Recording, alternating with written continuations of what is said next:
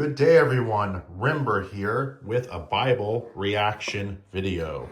See that we have the Allan NIV 1 Green Speckled Edition. Now, I did open this a bit earlier, so the papers won't be on it. But, after I opened, I thought, you know what? I think people might like to see this because it's a relatively new version of this Bible. Let's start with the star of the show, the Speckles. This is the antiquarian speckle sort of gilding they put on the pages here. Very nice. I wasn't a fan initially, but then when I saw that Allan was putting out an emerald green goatskin Bible with this style of gilding, okay, that was enough to convince me. Now it is an NIV, which is not my favorite translation. I just tend towards the more literal translations, and there's a few translation issues I have with NIV, especially Galatians 6:16. I'll just leave it at that, but I think, that being said, overall, I still think it's a very useful translation. It matters on what you're using it for. And point of fact, I was saved reading the NIV. So, of course, it must have some use. Now, and it can be good to consult as well. So it's a nice translation to have on hand, regardless if it's your favorite or not. Now, this speckling you see here, this is sort of it's a red, and then they put some blue and gold speckles on it. It sort of mimics foxing on old books, where the iron and paper on old books would oxidize over time and create this sort of effect on the edge of the pages. Of course, there's also foxing that comes from mold, and then it dies on the pages and leaves this permanent discoloration. But I don't think that's what they're trying to mimic. They're mimicking more of the good-looking foxing. And that being said, it's also this very artistic, sort of over-the-top version of it. Very unique. I like it. I'm glad I bought it. I think it looks pretty nice, pretty cool. All right, let's look at some other valuable aspects about this Bible. It might interest you. First, Highland Goatskin. I felt like Dr. Allan Grant in Jurassic Park 3 when he comes on the island and he sees the dinosaurs again, and then he says, I'd forgotten. Well, it's been a while since I've gotten a Bible with Highland Goatskin, and I'd forgotten how soft it is, how floppy. Let's see if we can do some Bible yoga. Oh yeah, no problem. Just very floppy, very flexible. This is a well-bound Bible. You'll see the inside. It's got this emerald green color, and this is calfskin. Right here, you see very well done pleating, where they folded the corners. They don't cut them like a lot of even premium Bible publishers do. They will cut the corners, even on full yaps, or partial yaps, as this is, a partial yap. It's a generous partial yap. And they will cut it and then just paste it down. But you'll see the Allan Bible, they pleated it, which is a sign of craftsmanship. Well done. That you can just tell feeling it. Now, this is bound by Charfleet Bookbindery. They're in the UK.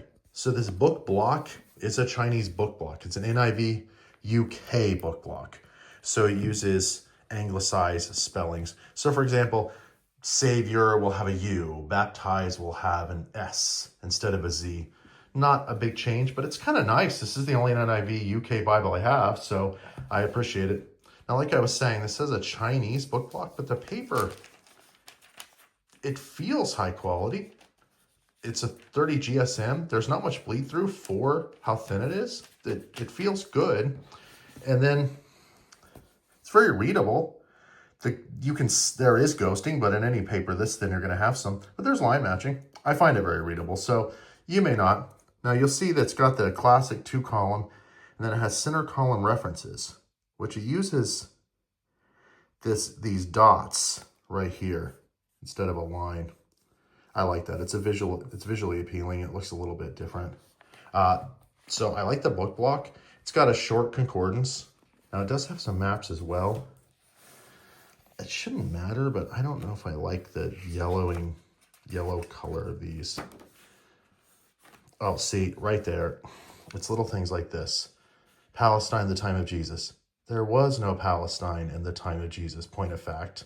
It was Judea and Samaria, and later Emperor Hadrian, in an effort to take away the Jewish identity from the Promised Land, renamed it. And that's where Palestine comes from. It's really a Roman designation. but you can overlook it, cross it out, put something else, put Holy Land. Okay, it's just 4 maps, so don't get this for the maps. They're okay, they're serviceable. It's better than nothing, but, you know, nothing to write home about. Let's see what else we have. Oh, we have some nice line paper. Okay. All right, so another thing I like about this is the size. It's about a little over 5 inches. I'd say a bit over 8 in height. It looks a little bit longer and wider because it has this partial yap. So it just clearly hangs over, but it's not enough to touch. It's close though. I mean, it's close to a full yap. You know, they could have said it was. Well, yeah, they could have probably gotten away with the argument it was. I mean, it's a close call, but it's a generous semi-yap, which I think is a very good balance. It's got the white head and tail bands you see on, I think, all Allans these days, if not ever. And it has very long ribbons. Just to give you an idea, because it's hard to see relative to the book. Look how far they go up on it. I mean, well over halfway. So these are nice. I don't know if these are Beresford. They feel like it. They're very nice. I'm not sure what Charfleet bookbinder uses, but they feel like high-end Beresford ribbons. If they're not, doesn't really matter because they're within that range. Just to give you an idea of the size, let's put some Bibles next to it. Got a couple other Allans over here. Let's look at the comparison here. This is a blackface. This is a KJV Allan. This is a full yap, so the yap is certainly more, just to give you an idea that the book block is even smaller than it may appear. And they're very similar thickness. Probably the blackface is a little bit thicker. All right, certainly a smaller footprint though, as you can see. All right, then I have this Allan. This is a NASB. This is the Reader's Edition. This is the large print ultra thin line, which all they mean by that is the book block. All they mean by that is it's a larger print version of the ultra thin line. Not that this itself is ultra thin, especially not on the Allan where you're getting the nicer paper and you're getting that extra, the leather's thicker. It's just much thicker. So you can see that the Allan NIV is considerably, noticeably thinner. And so they are all similar.